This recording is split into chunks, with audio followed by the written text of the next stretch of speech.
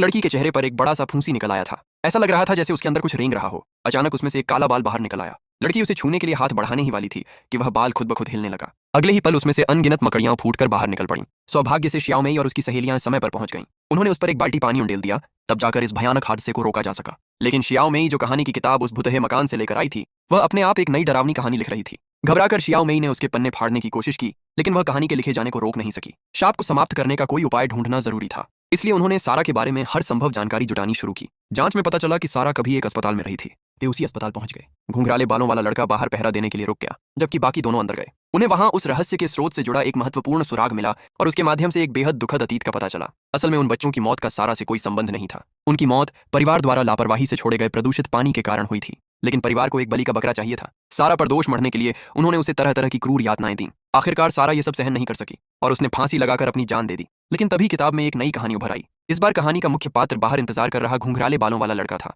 उसे एक मोटा सा दयालु चेहरे वाला अजीब जीव दिखाई दिया। हालांकि वह बहुत डरावना नहीं लग रहा था, फिर भी लड़का डरकर भाग खड़ा हुआ। लेकिन वह जितना भी भागा, आखिरकार उस राक्षस ने उसे अपनी बाहों में जकड़ लिया और उसका शरीर धीरे धीरे उस राक्षस के शरीर में समा गया। जब श्याओ मेई और श्याओ हेई वहां पहुंचे तो उन्हें वहां केवल एक फाउंटेन पेन पड़ा मिला। श्याओ मेई ने सारी बात पुलिस प्रमुख को Like बताई। and subscribe for more interesting video.